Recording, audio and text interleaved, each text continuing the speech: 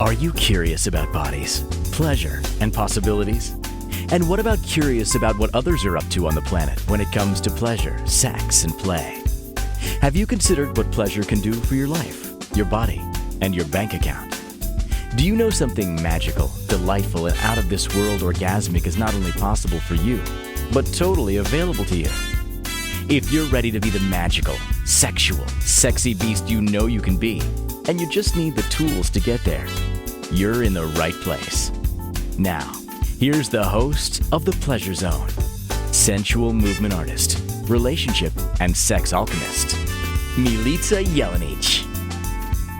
Welcome back to all of you who listen to this show all the time. I'm so grateful for you.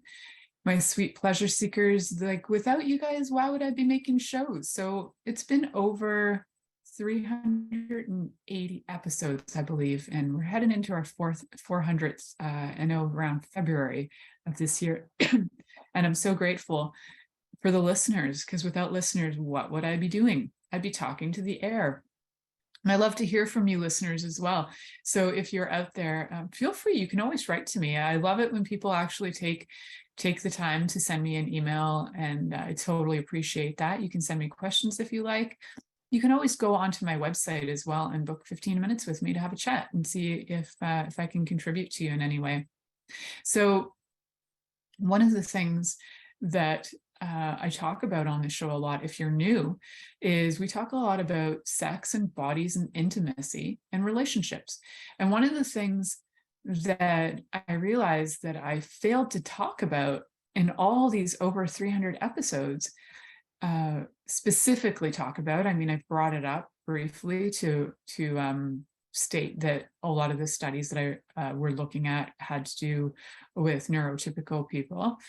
But today we're going to have a specific show for all of you out there who are neurodiverse. And this show is dedicated to my child. So for those of you who are neurodiverse, you might find that it's not always that easy to socialize with people. You might find that social cues are very strange or confusing. And so having a sex and intimacy show and not including neurodiverse people has been interesting, because a lot of the tips and tools I give, a lot of them are for people who are neurotypical. So I loved the thought that came to my mind yesterday while asking my child, what do you think? What comes up for you around all things to do with sex and intimacy? And, do you have any ideas? Do your friends talk about anything? And then I realized as I was asking that, I was like, oh, most of your friends are neurodiverse. Oh, right. And so are you. Oh, right. Okay. So you actually don't have necessarily the same way of approaching things that other people have that I've been talking about all this time, which was very cool. I think I have some neurodiverse tendencies, but I've also learned a lot of tools to be able to socialize. And not that was necessarily easy. Everybody always thought I was really grumpy as a child, but I actually wasn't grumpy. I just didn't know I was supposed to smile at people. If they smiled at me, they would smile at me and I would think, what do you want from me? That was my first thought. It wasn't, oh, they're smiling, I'm smiling back. I would probably get more discerning. Every single picture of me until about the age of 10 or 11, I started to get that when people smile, you smile back, it makes them smile more. But before that, I didn't understand that at all. It was so weird to me. People smiling at me and I felt like it was a judgment. It was really interesting what I felt. So yes, I might be a little neurodiverse myself. So I've never been tested, so I'm not going to claim it or proclaim it, but it's possible. So there is like a very general assumption that people are in control of things like their words and their actions and their emotions, and that everybody understands the unspoken or the unwritten and, you know, different mysterious rules of social engagement, but that is not true, right? So that is not true, especially for anybody who is neurodivergent. Certain things or challenges with communication can come up, right? So like I was saying about the social cues of somebody smiling and you're supposed to smile back, and I would look at them and go, like, what do you want from me? Like, what? Even to this day, people think sometimes, and because one of the things I do in my business is that when I get on calls with people to do coaching and things like that on video, and you might even notice it when I talk, is when I talk, my eyes go everywhere. And it's not, you know, people are like, just look at me. And it actually takes me practice to do that. So when I do that, it has to be very intentional. So I try my best to keep my eyes on straight ahead, but it's my habit of thinking my eyes move around everywhere. And so it's a bit of a challenge. And I think people think I'm wafting off or drifting off. I'm not drifting off. I'm actually here, but my brain is working at the same time. I'm with you, and I have 72 thoughts at the same time. So I get that can be awkward for people, especially when they're looking to have like direct contact. Luckily, everybody in our household is a little neurodiverse, so we all have those tendencies. And so for us, we tend to not even look at each other when we talk unless we have to. In circumstances like my lover husband is hard of hearing, so in order to talk to him, for him to hear me, I have to talk right to his face, which is a challenge for me. It's because it's being incredibly personal, and looking at people is really a great way to connect. Absolutely. And you know, if you're a little or a lot neurodiverse, it can be challenging. And sometimes you stare and you don't even realize you're doing it either. So I was at a restaurant, this is about 8 years ago. I was with my child and my hubby, and I don't know, I saw a baby and I couldn't, my eyes wouldn't like leave the baby. I was staring at the baby. And the mother from across the restaurant yelled at me and said, "What are you looking at?" And I was like, "You, I guess? I don't even know." Yeah, she had a little bit of an extreme reaction to the fact that I was zoned out. So yeah, so having having some social pressures put on you for the way you're supposed to show up and the way you're supposed to socialize can be incredibly tricky when these things are all like a mystery. It's sometimes hard to tap into them. And sometimes when you're super neurodiverse, you actually have a hypersensitivity and awareness of things, of other people's, you know, thoughts, feelings, and emotions, and you don't really know what to do with them because you're feeling everybody's feelings and they all get jumbled up. So then, you know, you might just want to run and hide because it's overburdening.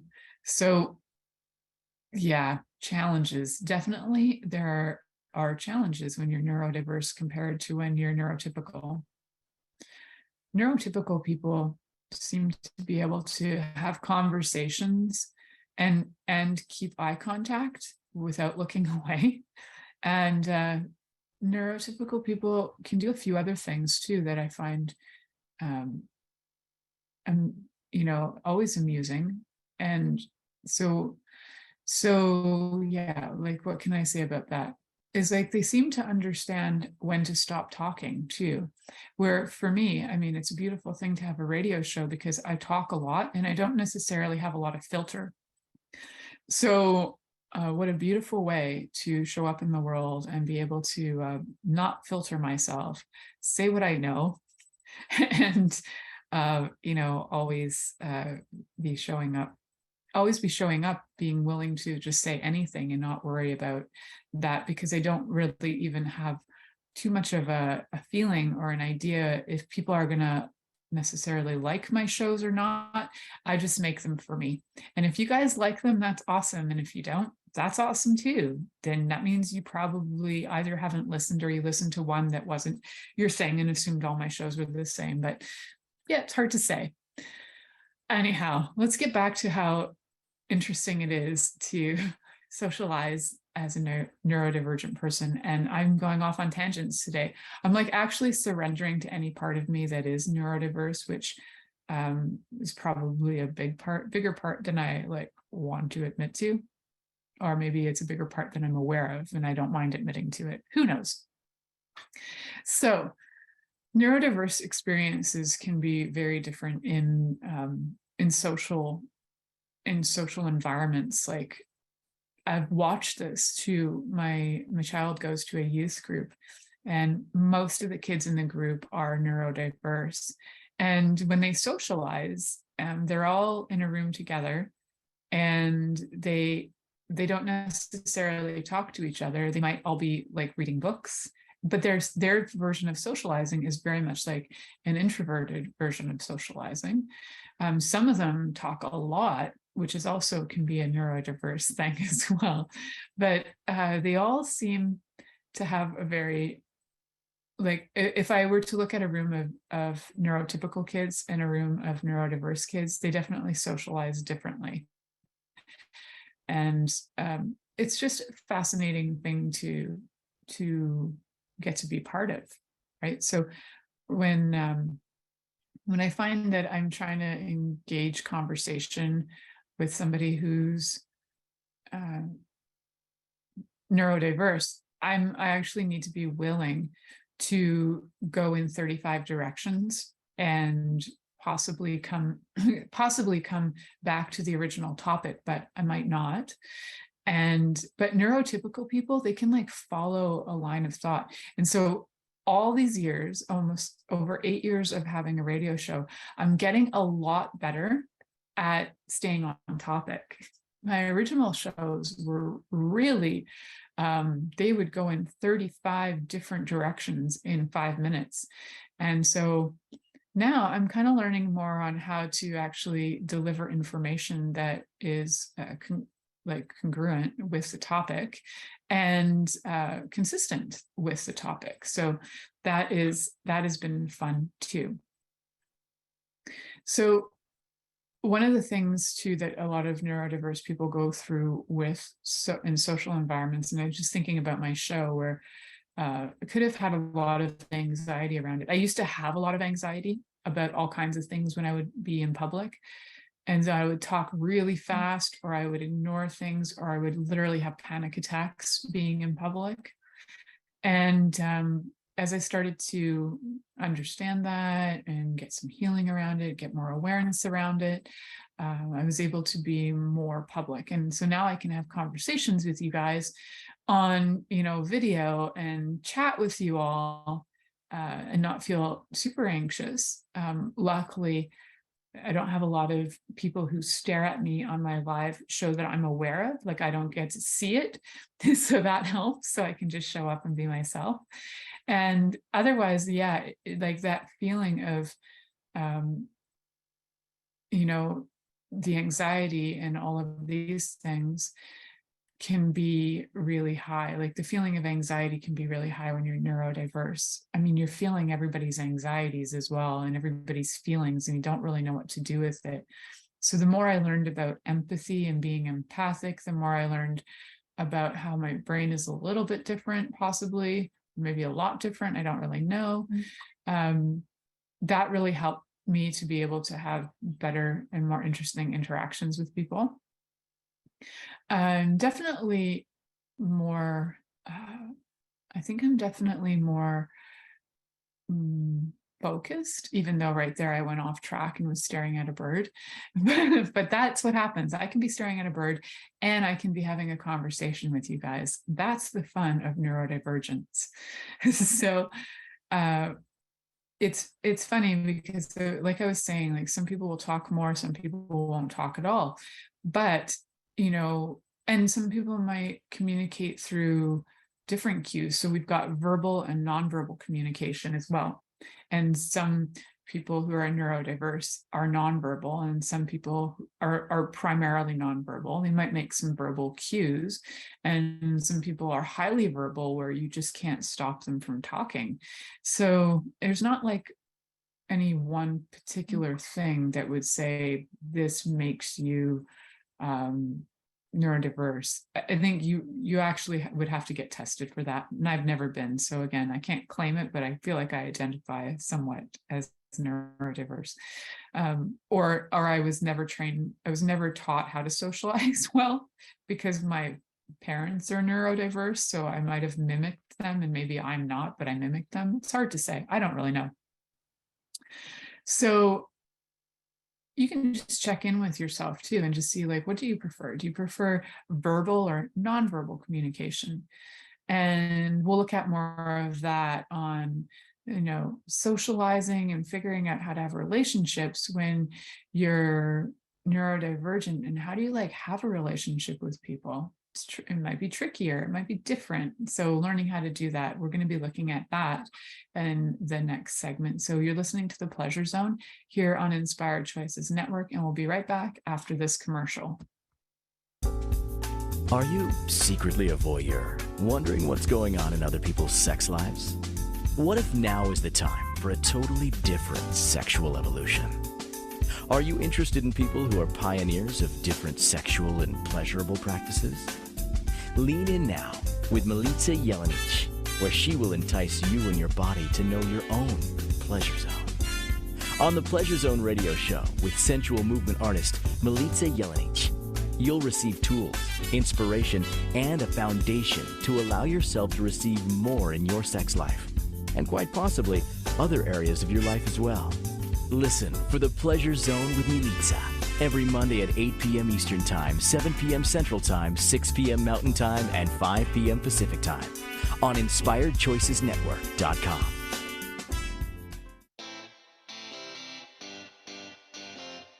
Are you a subject matter expert? Are you here to share your expertise with an audience waiting to hear from you in only the way you can deliver? Are you ready to have your voice amplified across the airwaves? Inspired Choices Network has a global radio platform streaming to millions of people across the world. Professionally produced and supported by an accomplished team every step of the way, you can broadcast from anywhere in the world, knowing your voice matters, and we ensure it is delivered with ease and efficiency. Eager to hear your message, the world awaits. Contact us today to become an Inspired Choices Network radio host. Email becomeahost@inspiredchoicesnetwork.com. This is The Pleasure Zone with sensual movement artist Milica Jelenic. To participate in the program today, join our live studio audience in our chat room at InspiredChoicesNetwork.com. You can also make the choice to ask or comment by email, info@milicajelenic.com. Now, back to the program.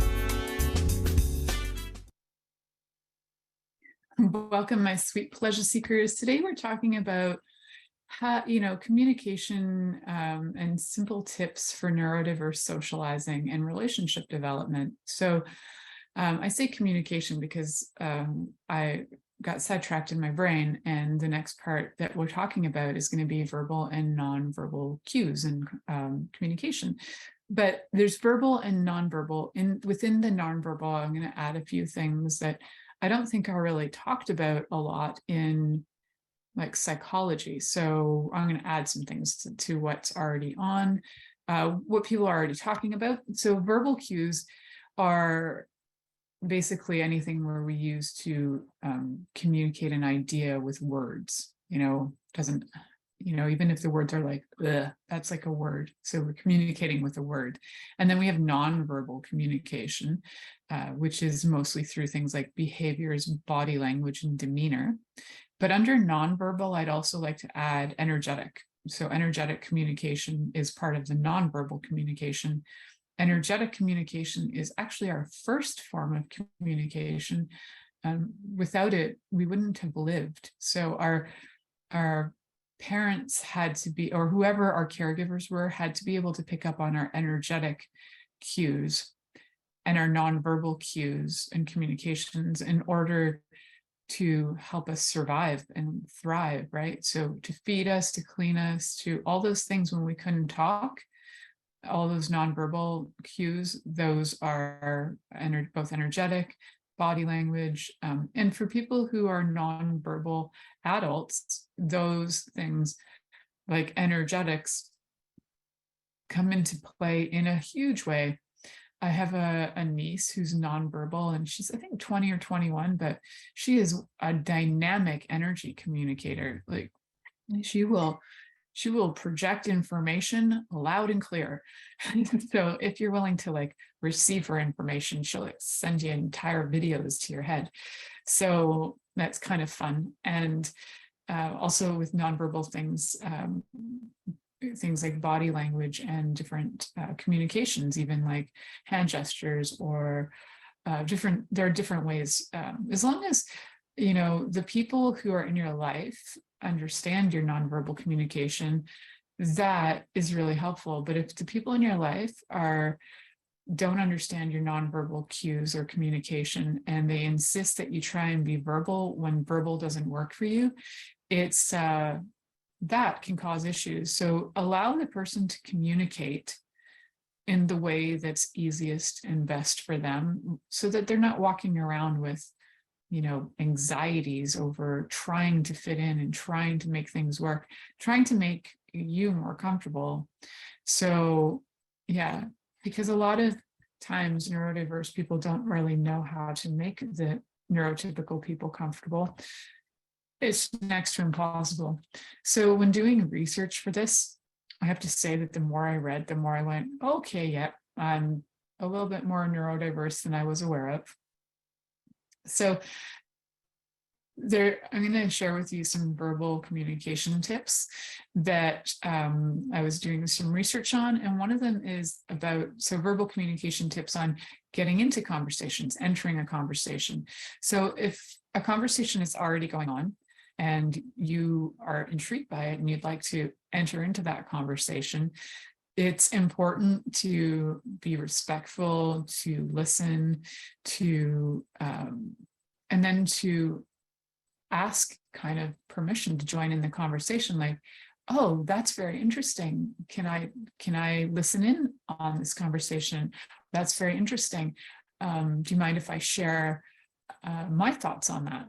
So that is something that would have been helpful for me to know growing up, because I am a nosy Parker, and whenever I hear conversations, even at a restaurant, I tend to like want to jump in and talk to people.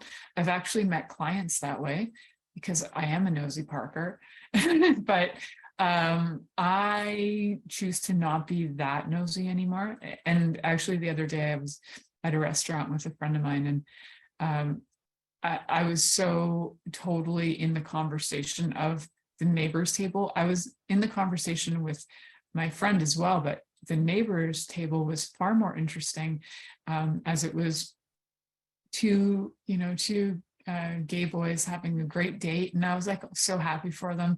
And I was really trying my best not to dive into the conversation and assist them in communicating with each other, because they were having communication challenges. And I was like, oh, I can assist. I almost jumped in, and I didn't. I was so proud of myself that I didn't jump in and just rescue the day, because I was so close to it. But being respectful, yes, part of being respectful is not actually joining in on people's conversation. And I really am trying not to do that. Something about my ears pick up certain words and conversation, and then I'm like intrigued and I zone in and hone in and want to know more about what are they saying. Yes, it is nosy. So yeah, I'm practicing to not do that so much, because I realized that people don't actually like when I do that. I know, surprise, but I'm learning. I'm 47 and I'm still learning. So isn't that cool? So actually participating in conversations can be interesting. So always remember to like show up as yourself. Try not to like be somebody else in the conversation. And by that, I mean, like if you're in a conversation with somebody and they're like, OMG, I love Marvel characters. And you're like, yeah, I'm not into Marvel at all. I prefer sci-fi and I prefer this. It's to show up genuinely yourself. Especially it can be sometimes tricky if you're trying to fit in or you're trying to find friends, that you might find yourself just agreeing to things, even though it's not really who you are. Which can cause some issues later on. But as long as you are aware of it too, because sometimes when you're neurodiverse and you just like, yes, I do that too. Yes, I do that too. It can also just be like a habit of wanting to be included. So yeah, and to admit that after too, like my child has a friend who said, like one of the first days I met them, he said, so he had a comment and I was like, well, that's really weird. And I can't remember what it is exactly, but about 3 days later, he sent a text and he said, I don't know why I said to your mom that I did A, B, and C. I don't actually do that. I think my brain just got away with me and I started saying things that were like not even true about me. And I was like, hey, that's cool. That's pretty neurodiverse because it's just like something that might have happened to come out of this person's mouth, and they didn't mean to like lie about it. It was just a desire to fit in. So in conversations, so always be yourself, show up as yourself. If people are going to like you, they're going to like you for exactly who you are then, and you don't have to put on a facade.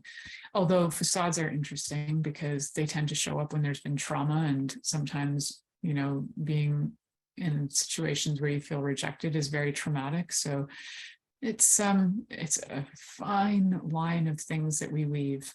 So be yourself, be genuine, show up, talk about the things that you like, ask questions actually too. So I tended to and have tended to be a bit of an interviewer of people. When I meet them, I will ask a billion questions.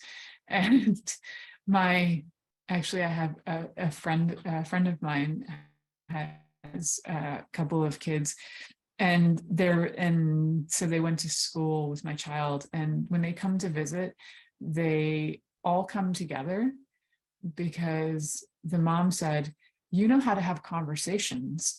You know how to ask questions to have conversations, and we don't. So they're neurodiverse in the way that they don't know how to ask questions, and I'm neurodiverse in the way that all I do is ask questions, like an interview. And sometimes I need to stop and like become aware of myself and pause. And that's another thing to understand how to do too, is how to pause. Or you can just get yourself a podcast and talk for an hour nonstop, and you don't have to pause. In fact, pausing on a podcast is not the best thing.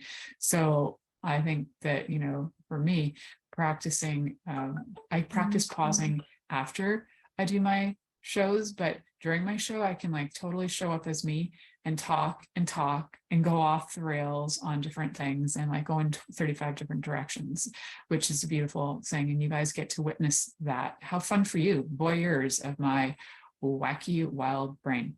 So practicing pausing before you make any responses or before you make any conclusions, so stop, breathe, and just think, can I add to this conversation? Will this be a contribution? Can these people hear what I'm going to say? So I ask a lot of questions of myself now before I answer. And again, that took practice, and I'm still practicing it, because every once in a while, there are certain topics that will just set me off, and I will feel compelled to jump in and either rescue the people from their lack of knowledge, or I'll feel like I need to jump in because my bullshit alarms are going off, and I'm like, no, that's not true, bullshit. And then I feel like I have to say something, but now it's okay. I'm getting a lot better at letting people just have their own thoughts and lack of information and whatever, it's fine. It's a practice. I wouldn't say it's fine. It's a practice, and I'm getting there. So yes, I might have said it's fine, but we know what that means. We know that it's irritable, neurotic, that sort of thing, right? So, yeah. So another thing to look at when, working in conversations, if you're neurodiverse, is not to worry if you miss something. Like, even when I'm on my show, I sometimes go back and I go, oh, I forgot like these 3 points. They were like important points and I didn't talk about them. So if you miss something, don't worry about it. Especially, you'll get the information that you need, and you can, come back to it and ask. It's like, I didn't quite get what you said. Do you mind repeating yourself?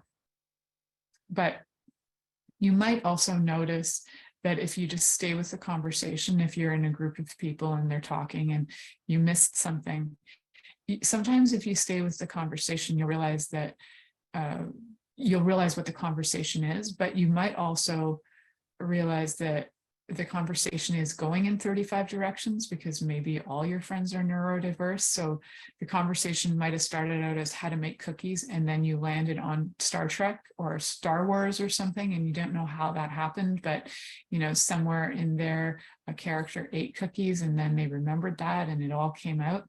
So that can happen. So if you stick with the conversation, usually you'll figure out what's going on, but if you don't, then just ride the wave, because maybe that wave is a really big tangent that not anybody in the conversation knows what's happening. It could be a really big tangent. My child and I go on some really diverse tangents that if anybody was witnessing our conversations would absolutely think we're nuts. But it's not that, it's that we ride each other's waves of tangents, and they go in very, very many directions, and probably only we follow that. Maybe some other people can follow our insanity of conversations, but probably not always. All right, we're going to come back and talk more about more tips and tools for having conversations and relationships if you're neurodiverse. So we're going to head to our next commercial break here on Inspired Choices Network. You're listening to The Pleasure Zone. Are you secretly a voyeur, wondering what's going on in other people's sex lives? What if now is the time for a totally different sexual evolution? Are you interested in people who are pioneers of different sexual and pleasurable practices? Lean in now with Milica Jelenic, where she will entice you and your body to know your own pleasure zone. On the Pleasure Zone radio show with sensual movement artist Milica Jelenic, you'll receive tools, inspiration, and a foundation to allow yourself to receive more in your sex life, and quite possibly other areas of your life as well. Listen for the Pleasure Zone with Milica every Monday at 8 p.m. Eastern Time, 7 p.m. Central Time, 6 p.m. Mountain Time, and 5 p.m. Pacific Time on InspiredChoicesNetwork.com.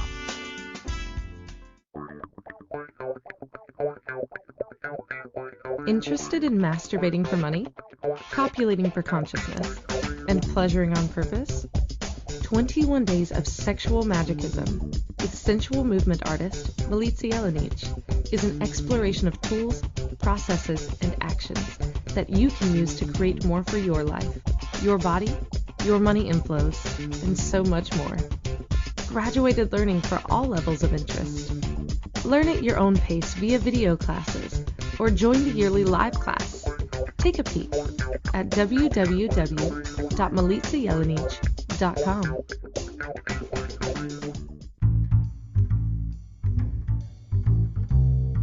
How wonderful would it be to carry your favorite Inspired Choices Network host with you throughout your day? Well, now you can. Inspired Choices Network now has its very own mobile app. Our free app offers live streaming shows, along with thousands of podcasts and TV episodes. Our shows cover a wide variety of topics. Whether you're waking up with us, carrying us through the day, and taking us to bed with you, we're always here for you to enjoy. We're easy to find. Just search for Inspired Choices Network in the Apple App Store or Google Play Store. This is The Pleasure Zone with sensual movement artist Milica Jelenic. To participate in the program today, join our live studio audience in our chat room at InspiredChoicesNetwork.com. You can also make the choice to ask or comment by email, info at milicajelenic.com. Now, back to the program. Welcome back, my sweet, sweet pleasure seekers. So today we're talking about, looking at socializing and relationships and how to create relationships for people who are neurodiverse. So, which, if you've been listening, you may realize that I'm probably on the spectrum. So, anyhow, not been diagnosed, so I'm not totally sure. But so just before we went to break, I was talking about different ways to be in conversations with people, verbal ways to be in conversation with people. One of the some of the tips that I found through my research are pretty fun and interesting. And so go back and listen to the ones that I did talk about already. One of the other ones that comes up is to avoid giving direction or directives to people, like telling people what to do. For example, you should break up with so-and-so. Instead, that would be a directive. Or you could try something more like, have you considered, if this relationship is working for you or not?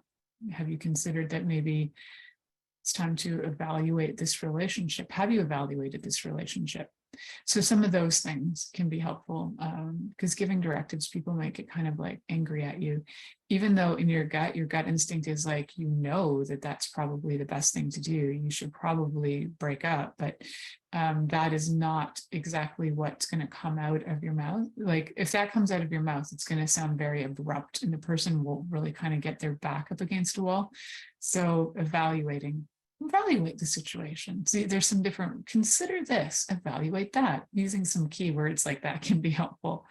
I literally had to learn like a whole bunch of new words and language to be able to say what I actually felt, because I didn't have quite the language under my belt.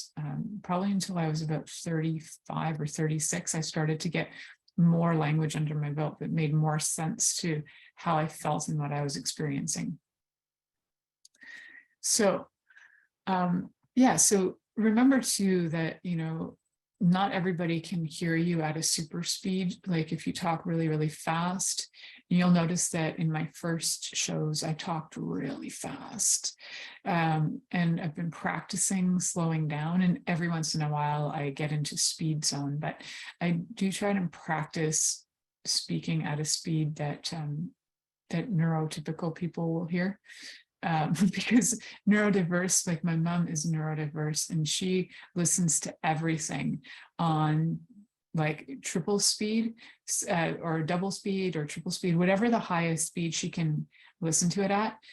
She listens to it at the fastest possible, and it's for her brain, it works a lot better. Slow really bugs her brain. So I'm hoping that if you are neurodiverse and you like listening to the show, that you have whatever platform you're on, you're able to listen to it super fast at the speed that just like gets your brain happy and excited. So some things to look at in conversations is like looking at people's facial expressions too. Like, do they look shocked? Do they look, sad? So if you've ever watched or never watched Big Bang Theory, Sheldon took a lot of time learning what verbal cues are. And then he would be like really proud of himself when he was like, oh, your face is telling me that you look sad. You're sad. And he'd be like, oh, I got that one right. I understood that one. Yeah. So we get it. So I think Sheldon is like a fine example of neurodiversity. There's also there was a show, and I don't know if it's still on Netflix. It was called Atypical, and the main character was neurodiverse. So there's some examples more and more coming out in the media and different things, so we can actually see, that. And so for people who are neurotypical, you can actually see that how people, from a different perspective, how people struggle. So when you meet somebody who is neurodiverse or having a conversation with them, you don't necessarily walk away thinking that there's something wrong with them. Or like, why can't you just calm down? Why can't you stand still? Why can't you stop twitching or whatever? Yeah, because you can't. So, and you don't need to be medicated for those things. In fact, twitching, if you twitch a lot, you can actually lose calories. Like, it's a calorie burner. So twitch and twitch, unless it's hurting you and physically harming you, twitch all you like. So now we know, like, we know how to get into a conversation. If there's already a conversation going on, how to kind of start conversations. Too, you can start conversations with even just a simple hello, what's your name, that sort of thing. But exiting conversations can be sometimes tricky, as sometimes you might just feel like, well, the conversation's done and you just want to get up and leave. And I know that one. But yeah, so taking some deep breaths when you're in that, I find, can be helpful. And you're like, okay, this conversation's not done. Okay, I'm just going to be present and I'm going to breathe. And then when you are ready, it's good to say, okay, I need to leave this conversation now. And you can actually state it, or to say, look, my brain is very full right now, or my brain is exhausted. I need space. Whatever it happens to be, you can state it, and then you can take care of yourself and leave the conversation. You can also just say, it was so nice seeing you, or so nice talking to you. Looking forward to doing that again. Bye. Something like that. See you soon. Talk to you later. So if a person does need to leave the conversation, or if you need to leave the conversation, you can say stuff like that. And if another person says those things, honor that, because they are, trying to exit the conversation. So my dad never understands when I say that to him. He lingers. He's a lingerer. And I'll say, okay, I gotta go now, Dad. And he's like, and then eventually I sometimes have to just hang up on him, which then he's like, well, that was rude. I'm like, but I told you I needed to get off the phone because I actually have clients and I need to do stuff. And yeah, so I get that he can get offended by it. But again, he's like 85 or going to be 85. And he doesn't quite get those verbal cues very easily, even though we're speaking the same language. So nonverbal cues. In person, he gets the nonverbal cues. Like if I actually get up and leave, he gets that. But even then, he'll sometimes keep talking. Like he's done that before. When I go to leave his apartment, I'm like, Dad, I gotta leave. And I'm walking out the door and he's still talking. I'm like, Dad, I'm leaving. I'm gone. Bye. So yeah, he doesn't get those verbal cues. But please honor people's cues, verbal or nonverbal, when they get up to leave, because it can be incredibly stressful for them to keep maintaining the conversation. And even for you, if somebody was trying to continually engage you in conversation and your brain felt just overdone, you'd probably just want to be able to get up and leave. So honor that for them, and honor it for you. So one of the things with body language and facial expressions to look for, with a lot of times, like if you're having a conversation with somebody who's like neurotypical, you're going to find that they look calm and they look more open. Like, so their arms might be open. They might be looking at you. They might be breathing calmly. So, and they might actually like lean into the conversation. So otherwise they might turn away from you slightly, or they might, if they're not interested, they might turn away. They might be trying to escape. They might, talk over you, or yeah, so there might be different ways that they're expressing that, if they're interested or not, or if they're comfortable or not. So for you to know that when you're having conversations with if you're neurodiverse, having conversations with neurotypical people, and then if you're neurotypical, having conversations with neurodiverse people, same applies. But the expressions might look slightly different. So they might be interested in you, but they might not be looking at you. Like, my tendency, like I was just doing it now, staring at birds outside, but doesn't mean I'm not interested. I'm actually still engaged and learning every day how to be a little bit more connected and a little bit more eye contact every day. So just being mindful of people's expressions and being able to kind of read those cues, and it takes practice. So not to think that you have to be perfect at it at first. And sometimes even it can be fun to watch a TV show and or something and like go through, look at the body language of the characters on it, and just for your own self, like, guess, oh, is that person open to conversation? Is that person closed to conversation? So you can do that before actually being in an environment with somebody to have to try and test it on real life people. You can test it on the expressions. Even cartoons and things like anime are very expressive, and they will use expressions on the face, so you can tell whether like the character is open or the character is closed. So that can all be really helpful as well.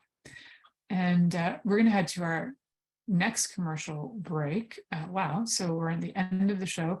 The next part we're going to talk about is like physical contact and physical distancing when you're neurodiverse, around people who, you know, you might feel like throwing yourself on them or whatever. My niece does that to me. She will like see me and throw her body on me, which I think is adorable. I like it, but maybe not everybody does. Yeah, so that is what it is. But we're going to talk about physical proximity. And then I think I'm going to have to do a show later on about, you know, the 5 love languages for neurodiversity. They are the same love languages, but how they're actually really important to know, especially if you're neurodiverse. It can be really helpful. So that's something to look forward to in the future. If you haven't already listened to the book of the 5 love languages by Gary Chapman, Gary Chapman, sorry. Gary Chapman. I don't know why I said Coleman, but that was an actor. I meant Chapman. So get the book, The 5 Love Languages, especially if you're neurodiverse, so you can start to understand some cues that people have about love, and then you can actually deliver their primary love language, and your primary love language can be delivered as well.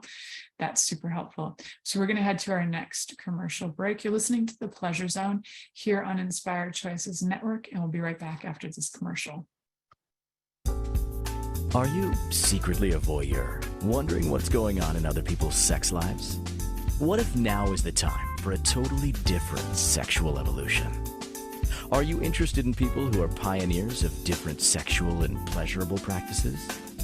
Lean in now with Milica Jelenic, where she will entice you and your body to know your own pleasure zone. On the Pleasure Zone radio show with sensual movement artist Milica Jelenic, you'll receive tools, inspiration, and a foundation to allow yourself to receive more in your sex life, and quite possibly other areas of your life as well. Listen for The Pleasure Zone with Milica every Monday at 8 p.m. Eastern Time, 7 p.m. Central Time, 6 p.m. Mountain Time, and 5 p.m. Pacific Time on InspiredChoicesNetwork.com. This is The Pleasure Zone with sensual movement artist Milica Jelenic. To participate in the program today, join our live studio audience in our chat room at InspiredChoicesNetwork.com. You can also make the choice to ask or comment by email, info@MilicaJelenic.com. Now, back to the program. Welcome back, my sweet, sweet pleasure seekers. Oh, what a fun conversation all about neurodiversity and communication and relationships, which I didn't really get so much to, but I will in another show. But this is kind of getting you into some basics, right? So if you can have some communication and some communication tools, then going into relationship those tools will be helpful for you going into relationship. So that's where we're starting at. And so when I went to break, we had been talking about all things like nonverbal communication tips about body language and facial expressions and things like that. So to look at people's faces, and it might take some practice. Like I was saying, you might need to like watch some TV shows and see what some of the verbal cues people give on TV shows are, or movies or whatever you like, or even like anime might have some verbal cues for you. Verbal and nonverbal cues. So the nonverbal cues might be like raising the eyebrows and like, ooh, what's that? Curiosity, or turning their head away out of disinterest, or possibly just out of being distracted. So there are a few things to look for, and I think watching them in shows, you can even like make it a game. You can, write down or make a list of how many times you see a person that looks open and how many times you see a person that is turning away from somebody or has nonverbal cues that look like they're not interested. You can make columns, write down points for that if you want, because sometimes making things games is fun. So make it into a game for fun. So one of the other nonverbal cues has to do with how close we stand to people. So physical proximity. And that's been an interesting one during COVID in general, with everybody having, the last few years. And I'm glad that we're not still at the 6 foot space, because I do like to be close to people, but would like to bring it back into shopping. Actually, like, I don't like when people stand right behind me when I'm buying my groceries and they can like see what I'm putting into my pin. And the other day that happened, and I think I gave the guy a desk glare, like, dude, you're staring at my hand. I was like really mad. So yeah, that was funny and not, but I think he got the death glare because he did turn around and walked away. And I like right now the biggest blue jay of all time outside my window. I'm so cute. Anyhow, so physical proximity. So keeping your distance. So generally people want like an arm's length distance from them. So whatever that happens to be for you, that could be if you're, little, or, it might be 2 feet or 2.5 feet. If you're taller, it might be 3 to 4 feet, and not usually 4, because not that many people are 8 feet tall, but 3 feet maybe is about normal. So just keeping some distance. That's actually like a good, just in general, like rule of thumb, because people can feel very encroached on when you stand really close. My father-in-law is like the closest speaker, talker, stander of all time. And he stands really close and he talks to you, and it's like, whoa, you're really close. So yeah, it's something that people aren't always aware of. And I notice it a lot, like when I'm watching shows, especially from the 1960s. And recently I was watching all the original Doctor Who from 1963. And when they filmed them, I think they had to have everybody stand really close to each other so they would fit in the frame. So people talk to each other and they're like 3 centimeters apart. It's so awkward. And like when I watch it, I actually feel uncomfortable. So physical proximity. Keep your distance until you feel comfortable. Well, especially you can kind of tell if other people feel comfortable. If they start backing up, then you probably are too close. If they're leaning in, you're probably okay. But if they are backing up, don't keep walking towards them. If they're backing up, just let them back up until they feel like they're in a good spot. So also loudness, volume when you're talking. Loudness in the environment, not necessarily like when you're talking, because these are nonverbal cues. So although like your environment might have a lot of noise and it might be bothering you, that can be tricky to have conversations in. So if you are trying to have conversation and communicate with somebody, you might want to keep to an environment that's a little bit quieter so you can actually hear and not be distracted. And then if you are, when you are talking and it is a verbal communication, to try not to yell and like scream and be super loud, or also not to be so quiet that somebody can't hear you. So practicing your tone and your voice can be really helpful. I know a lot of people who kind of like talk into their chest and they talk really quiet. So it's very hard to hear them. And then I have, my dad, who is a very loud talker. So you could hear him from like across the field. He's incredibly loud. So those are all interesting things that we can pay attention to, and movements too. Like if you find that you really like to move around a lot when you talk, sometimes that's distracting to people. I like it. I like watching people dance around when they talk, but it might be distracting for others. So you know what? Thank you for listening to The It's all Pleasure good if Zone it is. with sensual movement artist Milica Jelenic. The Pleasure Zone returns next Monday at 8 p.m. Eastern, 7 p.m. Central, 6 p.m. Mountain, and 5 p.m. Pacific on InspiredChoicesNetwork.com. We hope you'll join us. Until then, have the best week of your life by choosing to be turned on and tuned in to your body.